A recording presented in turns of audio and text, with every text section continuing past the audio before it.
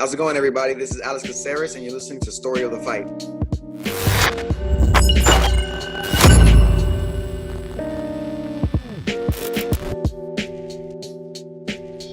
What's up, Will? What up? Another week, another set of fights, another UFC fight night. Every week. It's fun. Every week, man. Every week, yeah. Well, hello, everybody. This is Story of the Fight. We talk everything combat sports. My name is Ramiro. As always, joined by my co-host, my boy Will. Yo. And in the background, we got Rich. We got Rich back. Rich is back. That's why things went smoothly at the start of this. Our producer. Yes. Smoother transitions. That's what that means. Smoother transitions. Yeah. Pictures popping up on time. You know what I mean? Yeah. Stuff not cutting off randomly. It's such a crucial part of the program. Yeah. Yeah. Rich the casual, but also Rich the professional. Oh, for sure. For sure, man. He's probably sitting there smiling right now in the background. But yeah, you know, if anybody likes our playing content, the Switch like... on the side. Yeah. Playing Smash Bros while we're talking over here. Eating a sandwich. Look at what I tell you. Oh, that's so funny. But if anybody likes our content, please like, subscribe, hit the notification bell. That way you get notified whenever we go live, whenever we upload anything new. If we happen to have a fight companion or something, you can join us. And yeah, if you don't like us on YouTube, you can at least subscribe through Spotify, Breaker, Podcast, Radio Public, Google Podcasts, pretty much anywhere podcasts are found. And social media, Will. Yeah, we're at Story of the Fight on Instagram, Twitter, TikTok, Reddit. There's a Facebook group chat down below us. Yeah, pretty much everywhere. We're Story of the Fight. And here on YouTube. Nice. Do you have anything exciting happening this week for you, Will? Dude went and picked up Katie's wedding dress. Whoa. Snaps, dude. Coming up quickly. Coming up quickly. Yeah. By the way, 90% chance your boy here will be there. Just want to get confirmation. Hell yeah. But that would be sick. That'd be sick. That'd be tight. Dude, that's coming up really quick, though. Yeah, dude. It's wild. It's super wild. You nervous? It's like, it's months away. And then all of a sudden it's like, oh, just a couple now. Oh, no. It's quick, man. But yeah, that's awesome. Still a lot of planning to do. I'm excited for you, though. Thanks, man. Yeah, I'm excited for you. Dude, I didn't have anything happen this week. Dallas finished his baseball season. Nice. So last night we had like a little team like party or whatever, you know, at one of the parents' house, and pizza place? It was it was one of the parents' house. They badass backyard, like a pool, and like it was just set up to host, you know, and nice. It was a blast. That's when you know you're getting old. You know, when you like family functions, dude. You know, when all these little get-togethers, man, like. The little baseball family, the Little League baseball family gets together. Yeah. We're all having some drinks, having a good time, just grilling it up, playing some cornhole. You know what I mean? Hell yeah. By the way, yesterday, your boy was playing cornhole. And I was like, you know what? I'm not that bad. And then one of the parents shows up and brings his own bags. And you realize, oh, I'm like a white belt in cornhole. He's got like a fanny pack full of bags. He has like a visor on that he turns sideways. As about to... Dude, you're like, oh, I was like, man, I gotta step my game up. You know what I mean? You're wearing like golf cleats. Oh, it was awesome though. We had a great time, man. And then right after that, you know, again, I like it when the fights start earlier because I didn't get home until maybe like 8:30 last night. Question mark 8:39 Central Time. And so, right when I got in, I turned the TV on, and they had just announced Rob Font. Oh, dang. Just announced Rob Font. So it's like perfect, all right? Get to watch the main event. And so then after that, I was able to just go backwards, as you like it, Will, from the last fight to the first fight. Yeah. But dude, it was so fast. 2.5 hours, watch all the fights. Damn. Dude, you watching the fights backwards like that is the same as like watching someone take unwrap like the Kit Kats and then just like take a bite out of them instead of like breaking them apart. You know what I mean? That's what I do. Of course, yeah. You don't. Not everybody does that. Right. It's like those movies though, you know, where you start off at the end. And exactly. Dude, I wonder how we got here, and then you slowly get different. It's like, bits and pieces. I never seen Lord of the Rings. Let me just watch the third one first, and then I'll watch the second and then the first. See how this all started. Understand how we got there. Yeah. Exactly. Yeah. All right. Time to talk fights. Yep. Rob Font versus Chito Vera. That was the main event. I was really excited for this one, and very good reason because Chito Vera, man, has just been on a tear lately. And Rob Font, he showed up very well against Cody Garbrandt as well. He has phenomenal boxing. So I was just really curious to see, how Chito would do with this, what I consider to be a pretty big step up in competition. And, because he stepped up and fought Aldo, right? He did. Wasn't able to get it done. This is a pretty big step up too. I thought Rob Font's 1-2 is so good, and Chito likes to shell up a lot, and I thought maybe he's just going to get overwhelmed in this one and get stuck in that shell while Rob Font just continues his volume is fucking crazy. It's nonstop. His output is nuts. The problem though is his volume and output is also his only defense.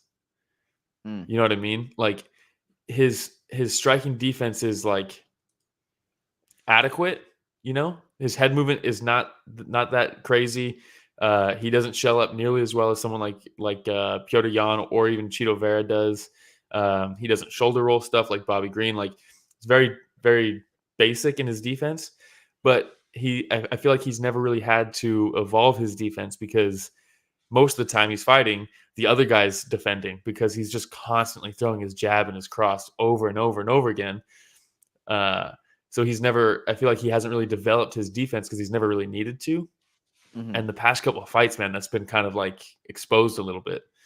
I mean, the guy just keeps winning 4 minutes of every round and then getting dropped. The last fight too. His last fight was the same kind of deal, Yeah, man. With this fight here, the first round is how I thought the entire fight was probably going to go. Bruce Bobtrotter says Rob Font will never be more than Comic Sans at this point. Maybe even took a step back to Creepster. Man, well, see, Font will definitely never be Helvetica. Dude, I don't know those references. But they're all fonts. It's fonts. Oh God. Okay. All right. Jeez. Yeah. Bruce Bobtrotter coming through. Hey, thanks for joining us, by the way, Bruce Bobtrotter. Yeah. But so with Rob Font, that first round, we get to see his technical boxing, right? And like you said, Marlon Vera was shelling up a lot, and Rob Font was finding a home with that shovel hook, that lead uppercut, kind of, that was getting through. He looked really good, and the only thing I thought was going to help out Chito Vera was I thought a lot of leg kicks because Rob Font's very heavy on that front foot because he loves to jab a lot. Yeah, and he started working that kick up and started working it from the calf to the thigh, and then he started hitting him a lot, like to the body. And the thing with Rob Font's head movement is that it became very predictable, and he continued leaning heavy, low right, low right. And then Chito started finding a home for that left shin on Rob Font's nose, forehead, neck, because he kept on leaning heavy, low right. And that's when he really started getting hurt, man. Font peppered Vera with some shots, but Vera landed some heavy head kicks. Yeah, exactly. It's the same as, I mean, the first round was clear Rob Font round, like you said. He would clearly 1-2 his way until Cheeto's shelled up, and then once he was shelled, then he would throw that uppercut, and it was really good. But then the second round, same thing. Rob Font peppering for the entire round until he gets dropped, and then the third round, he's peppering him, eats the knee, gets dropped. Fourth round, he's lighting him up again. And credit to Rob Font, that dude's tough as nails, hard to put him out, and he keeps coming back. And the start of each round, he looks exactly the same. And then eats the hook kick or the side kick, drops him again. It's like, and then it's like right off the orbital. Yeah, and I mean, it was, it was nasty. And now we're talking was a hook that dropped him the first time, a jumping knee that dropped him the second time, a side kick that dropped him the third time. Like, Jesus Christ, man, what an arsenal! And it sucks for Rob Font because he's the type of guy who's not gonna like put you out with the shot, but you can tell he's so overwhelming with his straight punches. But the same thing with the Aldo fight that he had recently. Yeah. Where same thing. I mean, he just looks like he's running away with it, and then all of a sudden he gets cracked because he's, like you said, his defense becomes very predictable because he's not really showing many looks ever. It's Mhm. he doesn't have to because he's just I mean, he's throwing. This was like his. They put a stat up. This is like another a long list of fights where he's landed 200 strikes because he's just constantly throwing, but eventually he gets caught, and it seems like it's happened in the last like 7 rounds he's fought. You know, I feel for him. And with Vera, I'm thinking, I'm like, man, this is such a good performance. And Prillo was standing there, and he's telling him like, dude, this is another slow start. Yeah, He's telling him like, that's what he does. because that first round, yeah, that's what he does. And Yeah. then right away he starts picking up the second round. So he Mhm. drops him, end of the second round, right? And it's like 15 seconds left. Font survives. Drops him at the end of the third round. It's like 17 seconds left. Font Yeah. survives. Hanging on for dear life. And Mhm. then drops him in that fourth. And there's Yeah. about a minute 34 or something like Yeah, that. and I Close was to like, 2 minutes ooh. left. And he stands there and just kicks his legs. Kicks his Yeah. legs while Font's on his back. And I thought Vera had an opportunity to finish this. Yeah. I really do. Well, I texted you guys that I was like, man, Chito is like simultaneously amazing to watch and an absolute killer, but at the same time kind of frustrating because at the start of the 5th round, before they're starting, they're getting ready to go. People are leaving the octagon, right? Round's about to start, and Vera's standing in the center, and he's like tapping his wrist, like it's time, like we're about to get you out of here, basically. And then with a minute left, just starts showboating and like dodging stuff, does a little dance, stands against the cage. 10 seconds left, just puts his hands up, starts walking away. And it's like, man, you could have got the finish. And you're standing there at the beginning, like, all right, time's up. And then you go there and waste a minute of the last minute of the round. It's just frustrating. Oh, Because yeah, he's so 100% good. agree, man. And then we take a look at, Corey Sandhagen, Jose Aldo, TJ Yeah. Dillashaw, Piotr Jan, all these killers that are ranked higher than Rob Font. Dude, even if you take a look at Merab Balashvili, right? When is he going to fight? Where the hell is he? You have some absolute killers in front of you, and you have an opportunity to put a stamp on this Yeah. victory against a number 5 ranked bantamweight. Yeah. And you take your Burst into the foot top off the 5. gas. Yeah. And it's just frustrating. I get it, man. He's exhausted too. I mean, he got punched like 300 times that fight. But at the same time, don't do the whole time's up thing if you're not going to go for the kill for the entire round, you know? It just seems kind of weird. And I'm I saying would that as a love big to figure Chito out fan. though. Oh, same. Yeah. But I would love to figure out where his head was at, right? Where again, Rob Font on his back, he had just gotten dropped. You could tell he was so hurt, man, because it's one of those where he got kicked in the face and he didn't collapse right away. He took a few steps back and then fell slowly because he was like, man, and that was like the second time he's done that. Yeah. He did that twice this fight. So he's hurt, man. And it's like where I would have loved to see that killer instinct at that point from Chito for him to just like, get back up, dude. I'll sidekick you again. Yeah. you know? Right to the face. Yeah. Why not? Yeah. And instead, I think it was Herzog, was it? Herzog. That was like, hey, like, dude, you got to do something or I'm going to stand him up, right? And then sure enough, he was like, okay, dude, there's not enough action. Yeah. Herzog, by the way, another phenomenal night for Herzog. Great job. Yeah. Shout out For to Win MMA. Ooh, there. He's on, huh? Yeah, I know he's a big Chito Vera guy. How about this? Do you see the record that Chito Vera, I guess, secured? What was it? Chito Vera's negative 112 significant strike differential. He had 159, and Rob Font had 271. Is the largest negative differential for a fighter to win by decision in UFC history. Wow. 271 to 159, and 159 won. And that kind of goes to show you that, like, the stats aren't all that matters, you know? Yep. Because, like, it matters, like, each one can be significantly different, you know? The damage. I mean, let's see here. For the Win MMA coming through, I felt like every round Chito had, like, the happy minute and made the most of it. Rob needs to take care of his weight cut issues, but besides that, I don't feel like he lost that much stock. He brought it, man. And that's the thing with, like, with Rob Font, Calvin Cater, where even on their losses, you're like, man, like all you can really think about is their toughness. All you can think about is their toughness. Which I mean, dude, might not be what you really want to be known for. Mm-hmm. You know, like somebody's like, oh. it's not just the toughness, but the dude got dropped 3 times in a fight, but still landed 271 strikes. Like, Yep. I mean, it just happened to be that Chito was the tougher guy, or not the tougher guy, but Chito was the better man this night. But that doesn't mean that Rob Font. I mean, most people, you hit them 271 times, they're gonna wilt to that. Yep. Chito just did a fantastic job of just not. He didn't. He could have gassed out if he tried to go shot for shot with Rob Font. I think if he stood there and tried to trade with him every time Rob Font came in, I think he would gas out because that's a pace, man. That's a crazy pace. Yeah. He landed 271.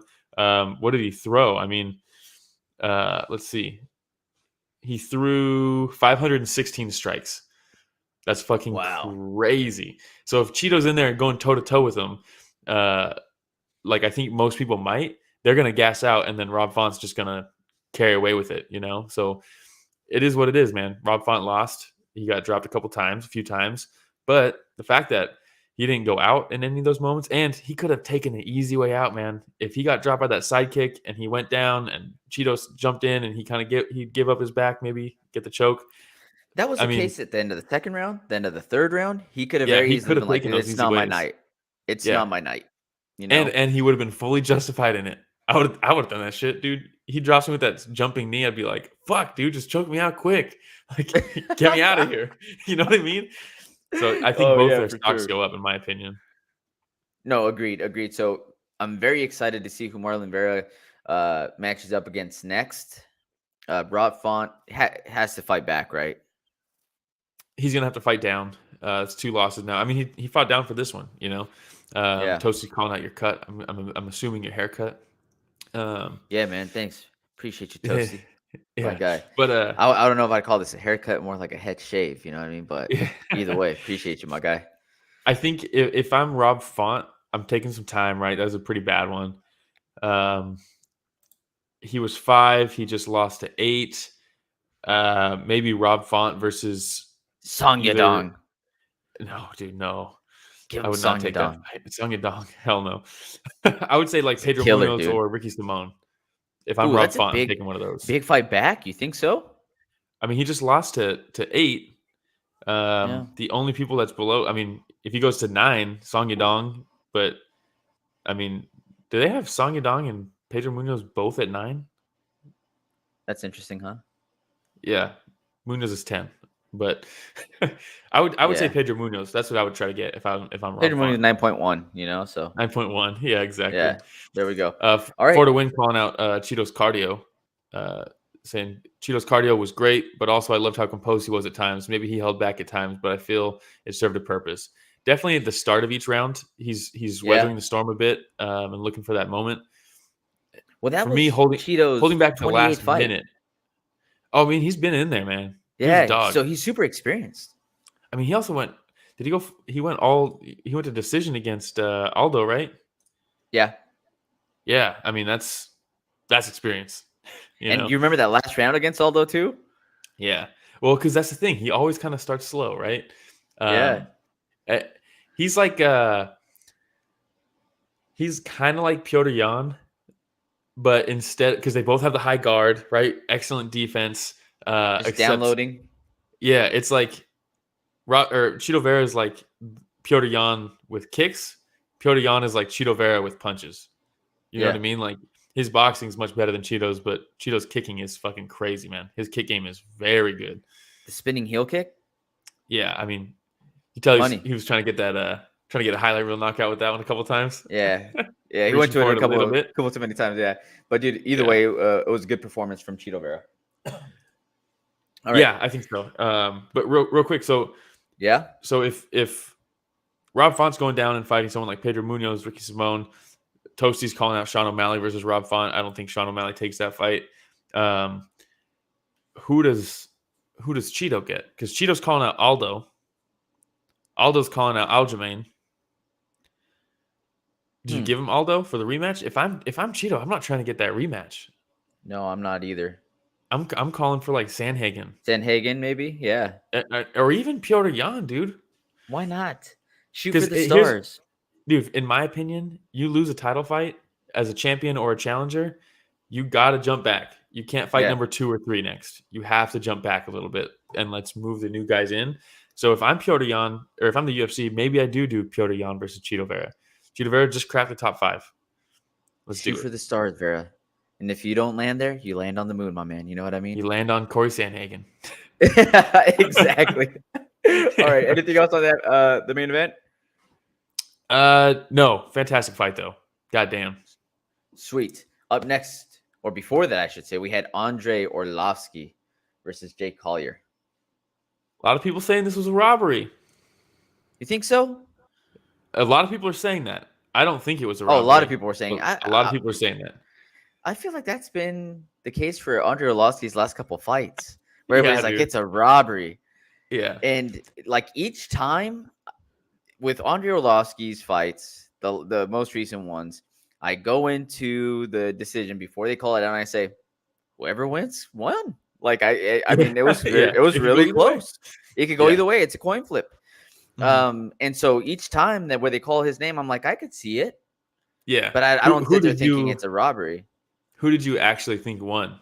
Like, did you lean dude, anyway? Honestly, no. Like I went into this one. Yeah, I kind of had Andre 2 and 3. Did you? 2 and 3. And I could see it. And you know what? If you would have told me I had Collier 2 rounds to 1, I would have been like, I could see it. Yeah. Yeah. Like, you know, it just in my opinion, it was a clear round 1 for Collier. It was a clear round 2, in my opinion, for Arlovski. The third round was the toss-up for me, very close. And Dominic Cruz was like, oh, man, pretty much sealed the deal with that takedown at the end there with like 7 seconds left and like nothing coming after it. And it's like, dude, that really doesn't matter. Like, it doesn't matter at all. So with maybe Arlovski, that's leading to everybody saying that it was maybe. I don't know. A robbery. But the thing that impresses me about Arlovski, the dude's 43 years old. He's still fighting at a high level. And his chin, man. He ate some heavy shots. It's because he's adapted, man. He's adapted so well. And I see people say, like, how did his chin recover? He used to just get dropped by anything. But it's not like his chin recovered. It's because, dude, his striking defense has gotten so much better. The way he rolls with shots is crazy. I was going to say, he does roll with some shots. But there's a big left hook that he ate, too. And it was square on the, like, exactly between the cheek and the chin. And, yeah. like, it didn't phase him. Ate it. Yeah. Didn't phase him.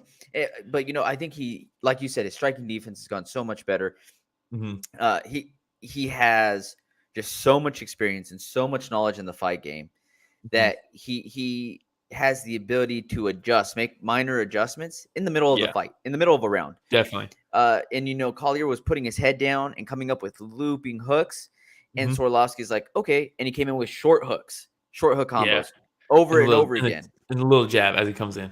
Yeah, man. But here's a solid shot that Arlovski ate. Yep. Right. But dude, I thought he just did a fantastic job making those minor adjustments. And he just ended up sneaking in a few heavier shots.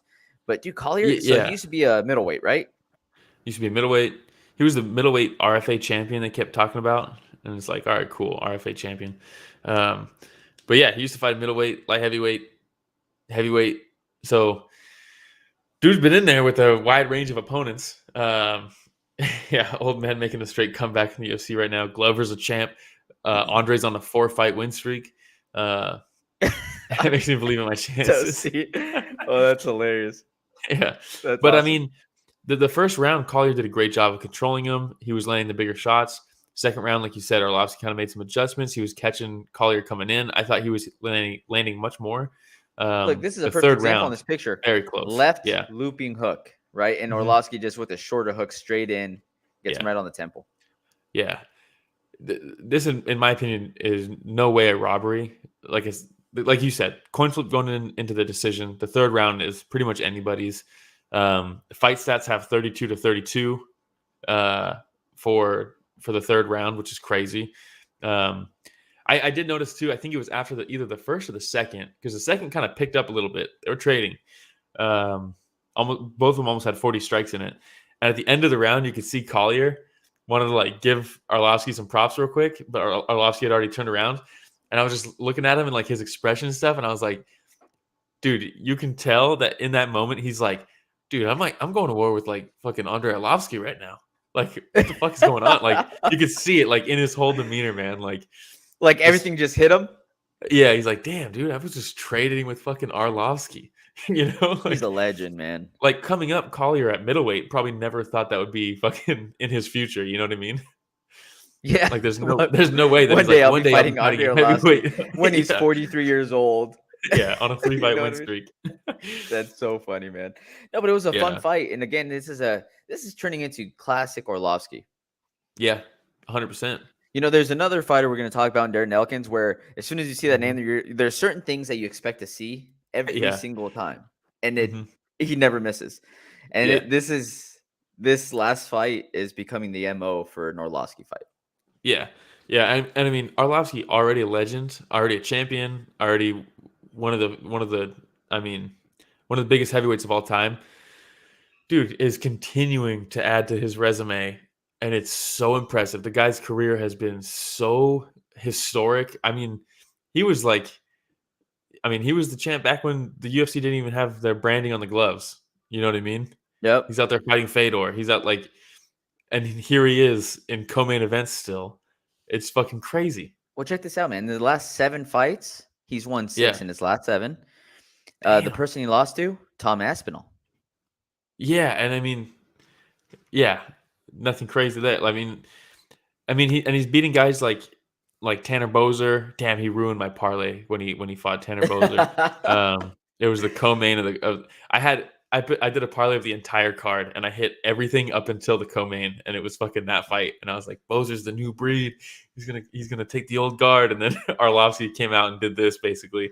And just, I mean, beat Carlos Felipe. Yeah, Carlos Felipe. When he was all roided out. All right.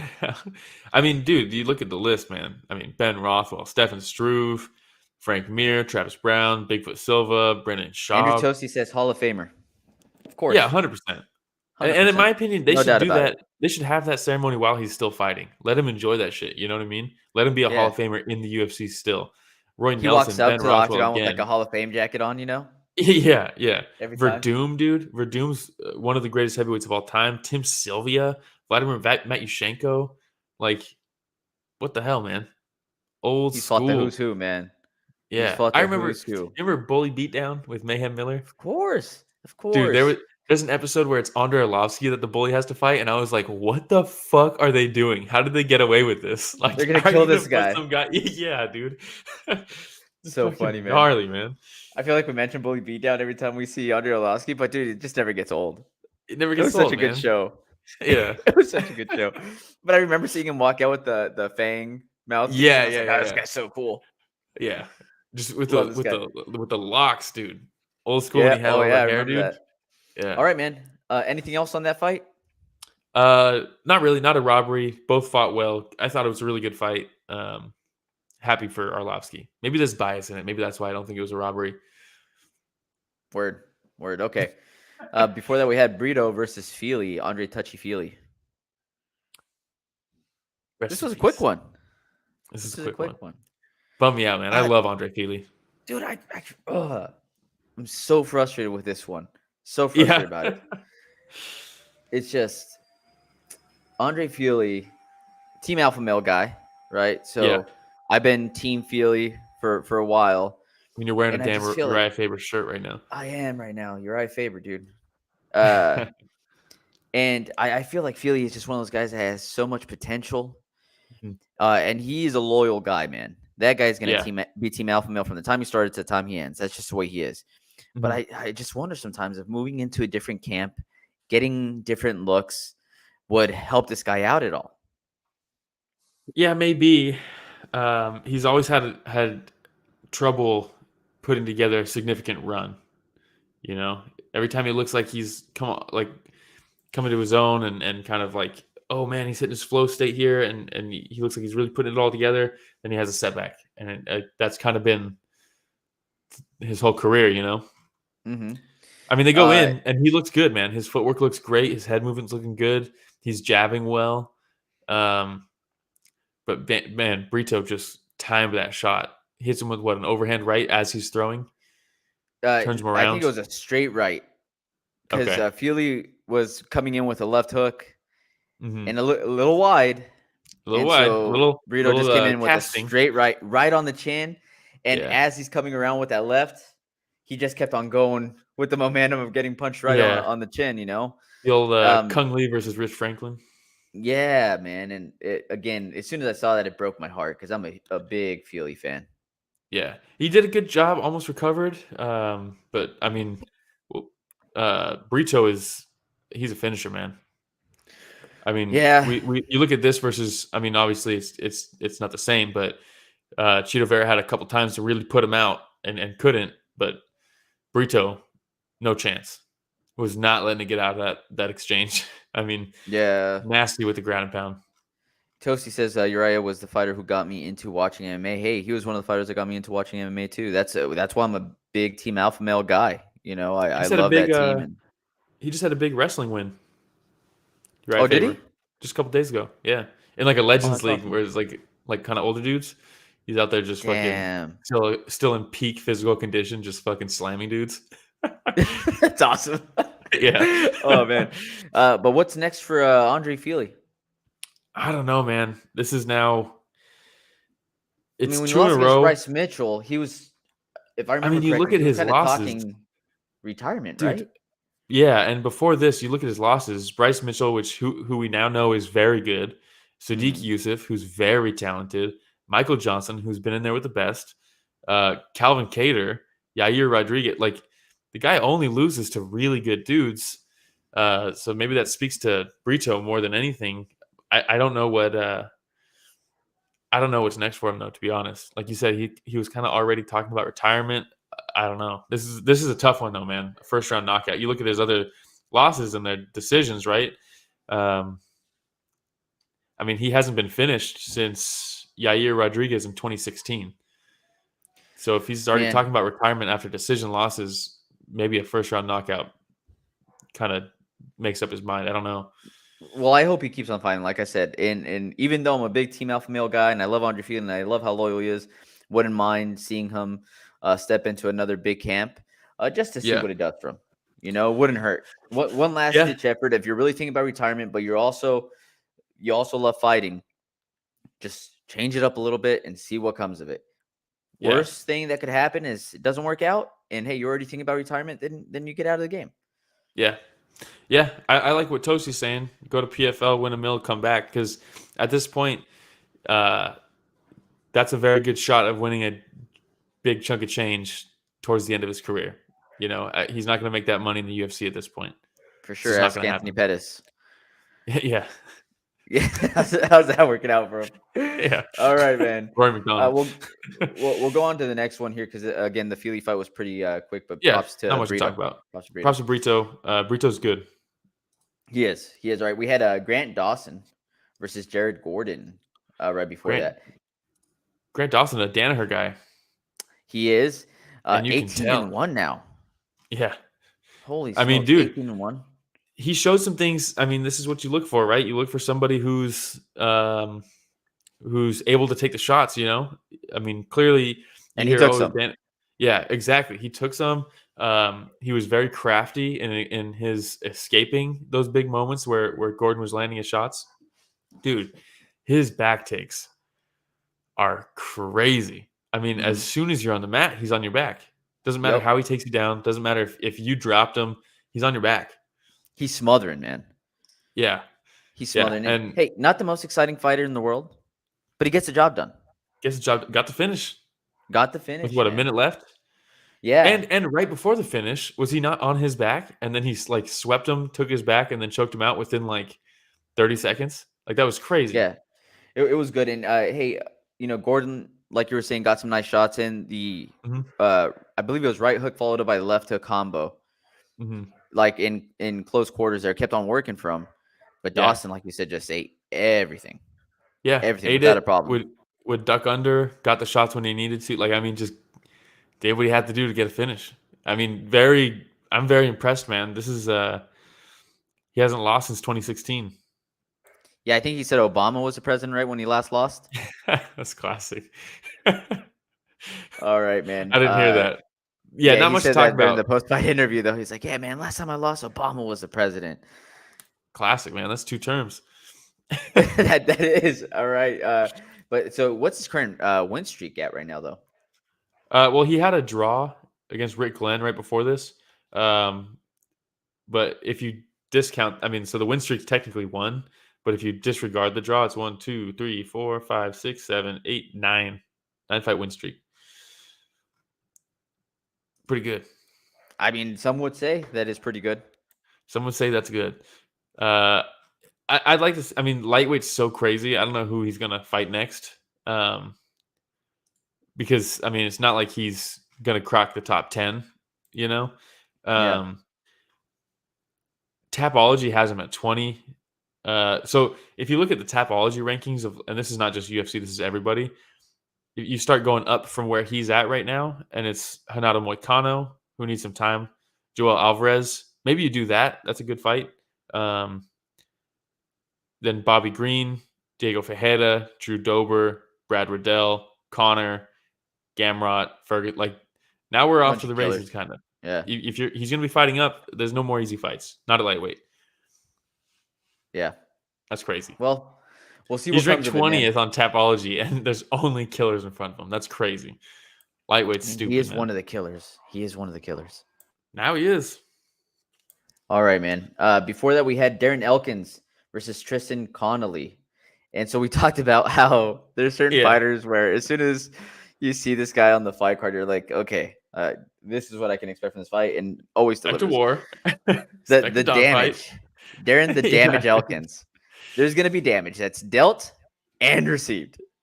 Yeah. Another alpha male guy. Another alpha male guy. And I think he said it best. So he's like, man, I just, when I get hit, my reaction is just to hit back, you know? So no matter what the game plan is, because he's a fantastic wrestler. Yeah. Oh, he's very good, man. And you can tell right from the start of the fight. Yeah, he has some punching power. People know him for his brawls, but dude's a legit wrestler. Very good. And again, people tend to forget that.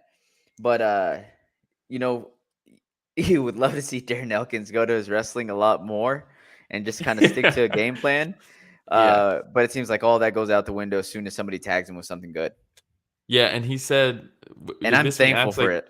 Yeah, me too. Bisping's like, is this the type of fight that you look for going into this? And he's like, nah, man. It's like, I go in and, you know, I hope to just like use my wrestling, outwork him and get the win. But, you know, I'm tough as nails. I knew he's tough as nails. So, like, it just kind of happens. So why not? So why not? You know what I mean? But, and props to Connelly, man. It's tough to get through an Elkins fight. Dude, and with Elkins, so he's so dynamic with the way that he approaches the takedown. He did this thing that was beautiful, right? So he comes in, he feints up top, then goes down for an ankle pick. And as soon as he touches his ankle, he comes back up and hits him with a 2-hit combo and then goes down for the double leg. And I'm like, oh my God. I'm getting hit. I'm getting taken out. Like, if you're Connelly, you're like, pick one. Yeah. Pick one. But the double leg was so easy for him to execute. Because Connelly was like, well, I don't know what's going on right now. Yeah. And again, when I see stuff like that, I'm just like, oh, Elkins. Like you could be moving up in the rankings, my friend, if we just stuck to that. Yeah. I mean, what's crazy is like looking back on this fight, the things that stand out is like the striking. Like they went to war, right? They went toe to toe, both of them covered in blood by the end of this fight. It's basically every Elkins fight. But then you see like, all right, first round, almost 4 minutes of top control for Elkins. Second round, 2 minutes of top control. Third round, 2 minutes of top control. So he's like mixing in this dominant grappling, but then as soon as it's up to the feet, it's a fucking dogfight. Like it's crazy, man. Like Elkins. Normally you see like a fight where it's like, okay, he had 4 minutes of top control, 2 and then 2, and you're like, all right, cool. Like they probably mixed it up a little bit. He took him down. He controlled him on top. And then you watch it and you're like, oh no, this is a fucking war. Also, like, how do you have both? It's crazy. So a couple other things that stood out to me in this fight. One, Elkins' cardio. It's just nuts. Oh, yeah. He's nonstop. You know, we talk about Font's cardio. We mentioned cardio a couple of times, dude, but Elkins is second to none, man. He's just pedal to the metal the entire time. Connelly, excellent with his elbows outside the break. Ooh, from the cage, every time. Yeah. And you would hear Castillo, watch the elbows. And Connelly cracks him with the elbow on the way out. We were like, well, okay, well, never mind. Yeah. And then this is the other one where I was saying Herzog. Mm-hmm. So you have Elkins that has the single leg on Connelly up against the cage. And Connelly uses the cage to stand up, and Herzog goes, wait, stops the fight, says, you grab the cage, get back in that position. Elkins, you had a single leg, get back in the single leg. All right, go. And I was like, dude, that is money. It's classic. That is money, man. That's what you want, dude. Like, because the foul has already happened. You know, the foul has already happened, and they never take a point away. They just give the warning. It's like in baseball, right? They just crack down on like sticky substances for pitchers, right? Because it was like a pretty big issue. So now pitchers go out and they get checked, right? But before, like a reliever would come in out of the bullpen. He pitches his inning, and then as he's walking to the dugout, the umpire goes over, checks his hands, checks like all this stuff, trying to look for like pine tar or some shit like that, right? But it's like you can't do that after the inning's already over, because what are you going to do? Reset the inning if you find something? He's already struck out the side. Yeah, exactly. Like, come on, you have to do it before. And that's the same thing with this, man. Like, you can't punish him after, if you're not going to take a point away, you can't punish him after he got out of a takedown. You know, you're right back in there, dude. Reset. I mean, perfect every fight. Herzog's the best. Yeah, he's becoming the gold standard really quickly. And by the way, shout out to HOB Comer, who just joined us right now as well. That's our guy right there. Yeah, looking good, boys. In the house. In the house. Another beautiful Sunday in the MMA Church. Appreciate you joining us. But yeah, so Elkins, classic Elkins fight. Connelly, beautiful elbows. Herzog, dude, gold standard fight. How about also, last thing I want to touch on is Elkins in that third round when he had his back and he tries to get the choke in and he's squeezing right.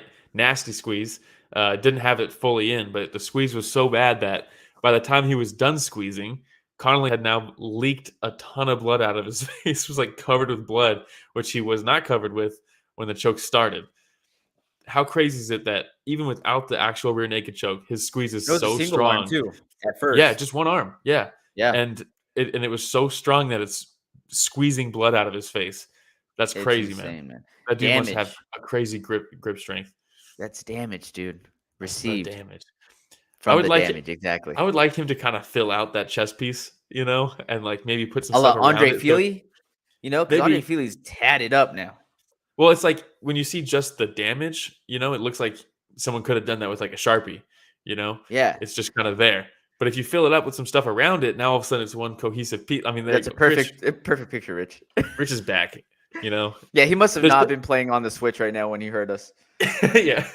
He put the Switch down for a second. If he filled in the chest around the damage, much better tattoo. I mean, it looks like he started with the dragon right there by his left shoulder. I don't think that was there in the past. So now maybe we have another thing coming out of the right shoulder, you know, and it kind of work your way around. Fill it in. Yeah. Be much better. Hopefully we'll get to talk to the damage one day so we can talk about his tattoo and see what we can come up with. Yeah, exactly. One day. The beauty of the tattoo is how ugly it is. I mean, that is part of it, man. So he gets this nice tattoo, and then going forward, just like shouldn't have done that. Yeah, should just kept it the way it was. Should have just kept it blank with just. It's so funny, man. What a classic. All right, and I believe this is where we start skipping some fights just for the sake of time, right? So we'll go Alexandr Romanov versus Chase.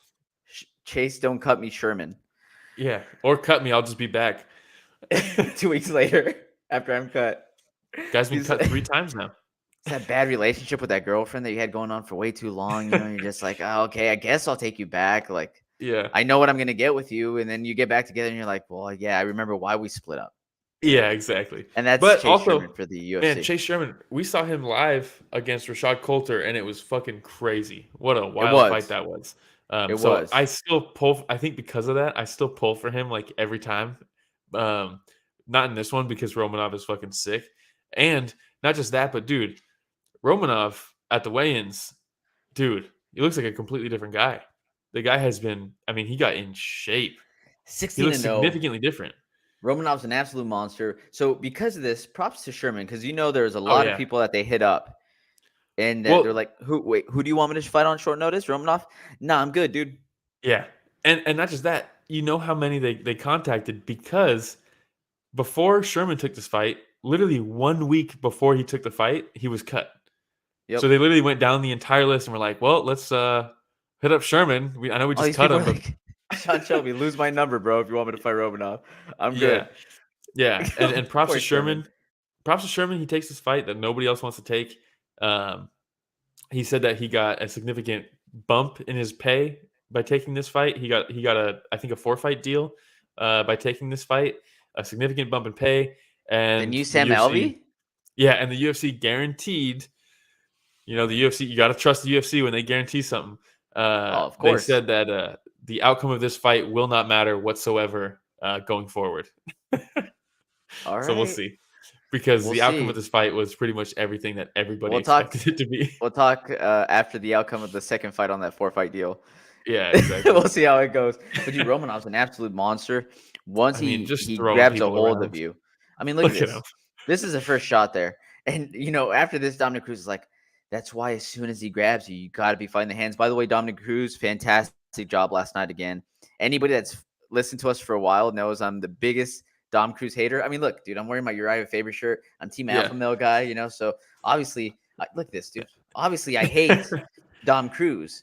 But, dude, he's been doing a fantastic job on the broadcast the last few times he's been there. I thought he was good up until the main event. But he actually gave, when Elkins was fighting, he gave Team Alpha Male props. He was like, he's Team Alpha Male guy, so he's going to do this really, really well. And, like, they're experts at this. And I was like, what? Well, he's grown who up. is this? Like, he's grown up, man. He should have signed. I mean, him, man. Yeah, good for him. I thought that was pretty big of him. But but the shot after this, Rich, is one where when this happened, I'm like, is he alive? Yeah. Oh, right on the side of his head, right on his neck. That kinked the neck real bad. I mean, look at that. A thing of beauty nasty. for Romanov, not for Sherman. Yeah. But this is one of those record-scratching moments, right? Where you're like, hey, you might be wondering how I got here. And then it goes into the type of movies I like, where it starts at the end and then it works its way back. Exactly. Yeah, the old Romero special. Absolutely. And after this, I mean, he just controlled him, hopped over to side control, got the arm lock. I mean, he just looked. What is it? Americana did he get? Yeah, Americana. Yeah, Americana. And you Dominant can see Sherman taps, and he's just like, God damn it. You can see it in his face. It's the same face. I think I sent you a picture.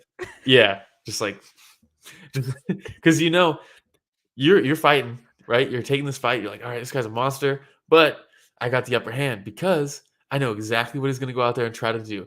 So I can fucking figure out how I'm going to counter that. I know exactly what he's going to do. And then he goes out there and does it. It's the same thing as like Dan Hooker versus Islam Makhachev, where it's like, all right, he's going to come out. He's going to try to take me down. He's going to pass. He's going to try to and then he does. And you're like, God damn it. I knew everything he was going to do and he still did it. It's the most frustrating thing in the world. For sure, and man. It happened to Chase Sherman. I mean, who was it? Tyson, right? That said everybody has a plan until they get punched in the face. Yeah. And, it's with Romanov. Everybody has a plan until you get slammed on your neck. Yeah. And what do you do from there, man? Yeah. All right. I mean, but maybe Romanov, it can be a good thing, though. Maybe. Thug Rose just said last week that when Andrade slammed her and knocked her out, it fixed a lingering neck issue that she had for like a year or so. No shit. Really? That's what she said. Who knows? Chiropractors all over the world right now are going to listen to this and be like, hey, is this something new? Like, should we try this? There's going to be videos of chiropractors just fucking slamming people. Slamming people? I mean, there kind of already is. Chiropractors are crazy. True story. All right, man. Anything else on this fight? No, I mean, what else can you say? It was a textbook Romanov performance. I'd like to see him. He was supposed to fight Bozer, right? Was that the original matchup? Yeah, get him up there. I mean, the guy's clearly elite. It's time. It's time. At a certain point, shout out Christopher. At a certain point, this is what he says. At a certain point, it's the UFC's job to start protecting the roster from guys. You can't have someone like Romanov continually fighting people outside of the top 10 or like at the fringe at the end of the top 10, because at that point, you're literally putting people in danger that shouldn't be fighting him. You know what I mean? Like it's the UFC's job. You got to protect your roster at a certain point. Yeah, exactly. Yeah. Something could have gone really wrong here. All right. Before that, we had Francisco Figueiredo versus Daniel da Silva. Dude, this is another one where both guys' stock goes up, in my opinion, significantly.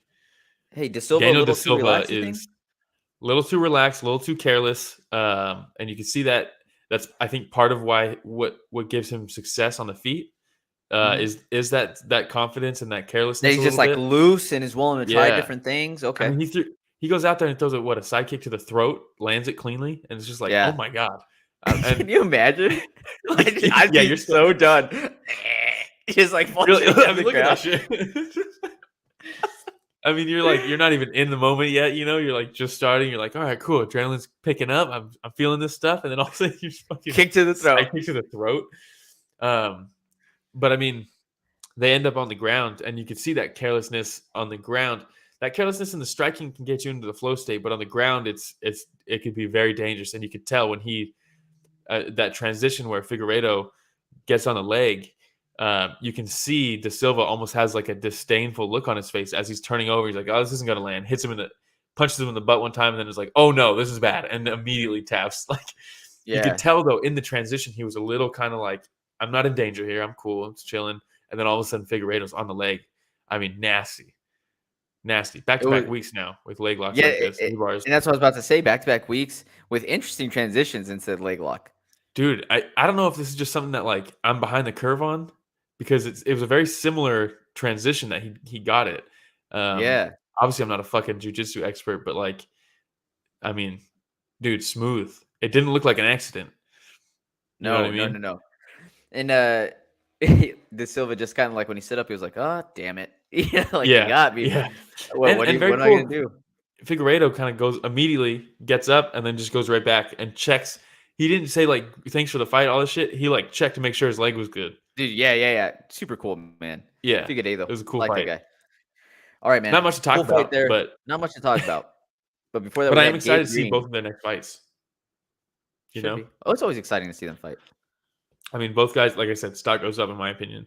He just got caught. Does Gabe Green's stock go up after he fought Yohan Lainesse? Lainesse. Yohan. Something like that. We'll go with Yohan. We just call him Yohan. I think so a little bit. This was a fun fight, man. And this is Yohan. I mean, this was his UFC debut, right? He's coming off the Contender Series. I believe so, dude. And the thing that they kept on talking about was that that heavy right shot, right? I mean, and they're like, they kept talking about it for a reason. And he clocked Green. The second round, when he dropped him face first in the second round, I was like, it's over. Like, this is it. And then Gabe Green, just tough as nails, dude, gets through it. But he seemed to recover quickly too, man. And I always trip out on that because there's certain fighters where they get that flash knockout. And see, we call it a flash knockout, but really, dude, it's a knockout. Like your lights go out for a second. He's out. And your body's just like, reset real quick. Yeah. Let's go. Dude, and for me, that was uber impressive, man. Yeah, same. I mean, he gets dropped like that, and then the next round gets to finish himself, right? Like was it the next round? Was it the third round?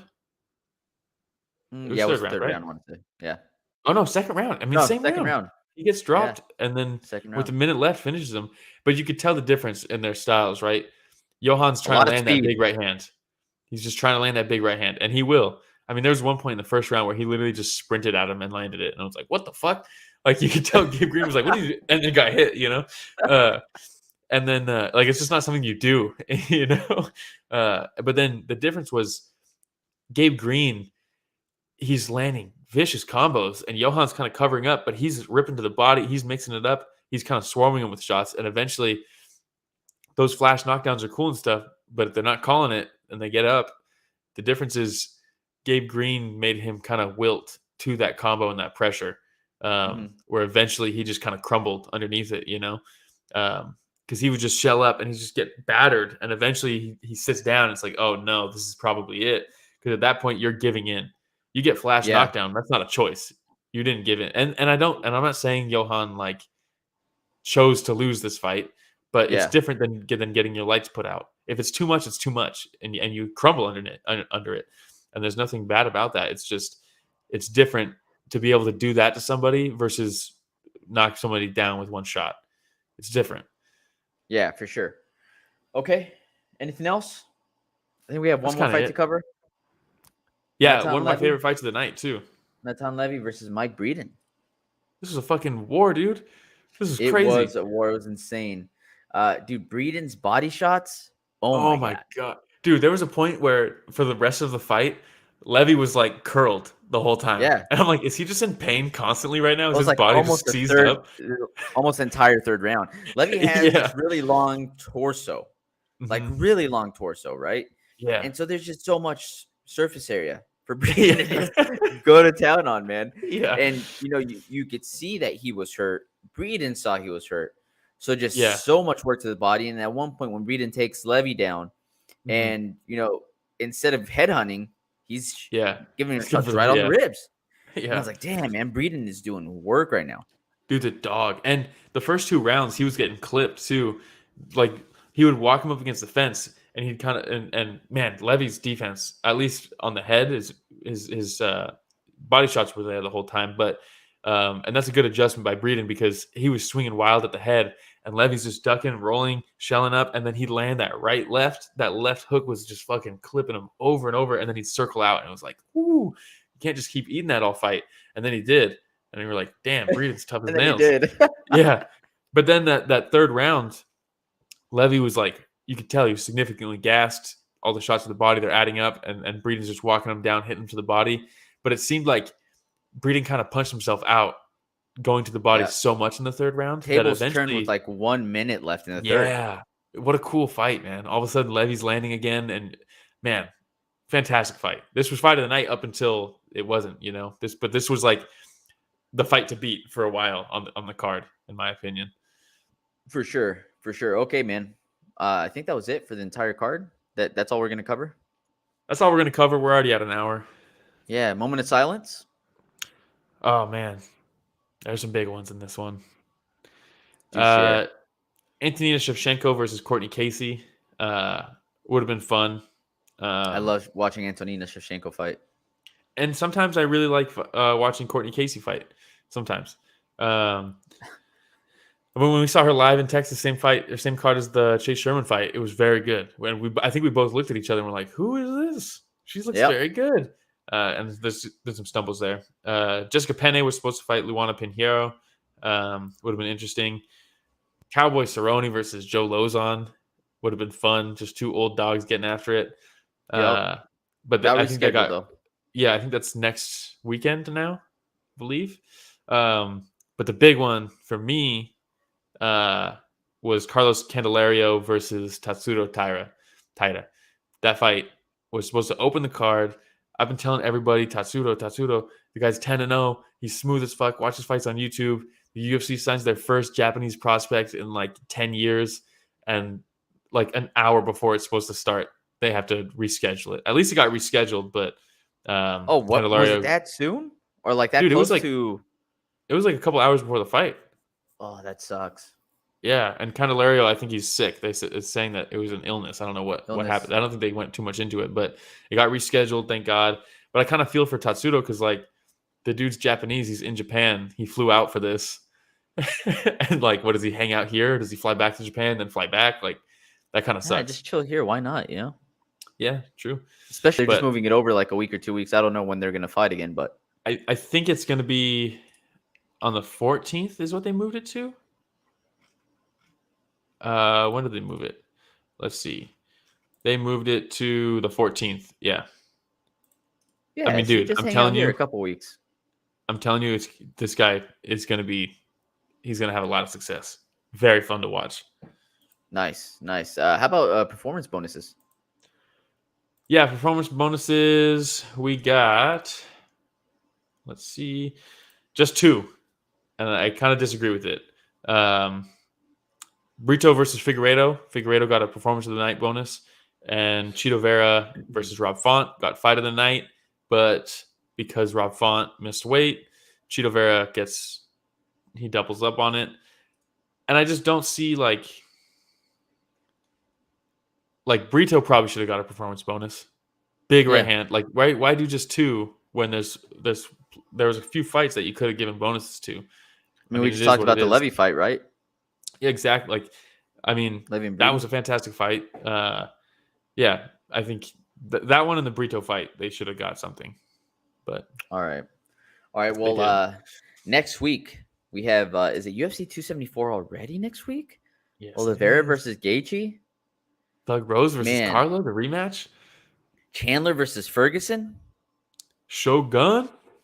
Hey, so depending on how this fight goes, Chandler versus Ferguson might be the end of Ferguson, huh? Yeah, Maybe, yeah, depending on how it goes. yeah. But we have Alvin St. Preux, Shogun. Hold up the Shogun glove, dude. There it is. Let's Cerrone go. versus Joe Lozon. Again, that fight was moved over. And there's a Yep. lot of very fun fights over here. Yeah, it's a good card, man. We got Brandon Royval versus Matt Schnell. Fantastic. We got RoboCop versus oh no, it's not RoboCop. It's who they have.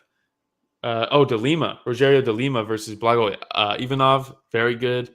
Danny Roberts versus Francisco Trinaldo. Trinaldo's still doing it. Like Lupita Looks like he's like Godinez. 65, dude, in this picture. I mean, he is 65. How old is he actually? He's I like don't 40 know. something, right? Dude, Andre Fiallo. 43, man. Trinaldo's 43 now. But yeah, Yeah, you know who Fiallo's else? fighting. Andrei Arlovski. Yeah, true. So 43. Yeah, I'm Doing it. excited for that Andre Fiallo fight. That's going to be fantastic, man. It's a good card, man. Yeah, Very it's a good card all the way across. All right, man. Do we have anything else to cover? Is that it? I think that's kind of it. Almost exactly an hour. Again, it's very nice to have Richie Casual back. Again, probably playing Smash Bros in the background while we're talking fights, but holding it down. If anybody is joining us for the first time, please like, subscribe, hit that notification bell on YouTube, or follow us through Spotify, Breaker, what is it, podcast, Radio Public, Google Podcasts, Yeah, Anchor, everywhere. dude, everywhere. Just find us. Yeah, we're at HLB Comer 350. says boxing. Yeah, I didn't catch it. I didn't catch it last night. I heard it was good though. Did you watch it? I hope you did. HLB No, Comer, did hit you? us up. No, I didn't. You didn't? I didn't. Yeah, No, I dude, didn't watch again, I it. got home super late. So all I did Yeah. was just go through and rewatch the fights, UFC Mhm. fights. HLB Comer, though, hit me up on Instagram, dude. Let me know about those fights. Yeah. For sure. All right, Yeah, man. I mean, that's it. Yeah, we're trying to get to 400 subscribers. We're at 357. Social media? We're everywhere. Yeah, we're at Story of the Fight everywhere. Everywhere. Just look for us at Story of the Fight. Instagram, Twitter, TikTok, everywhere you can think of. We're there. All right, everybody. Except Thanks for for weird joining us fringe stuff. for another week of Story of the Fight. Have a great week, everybody.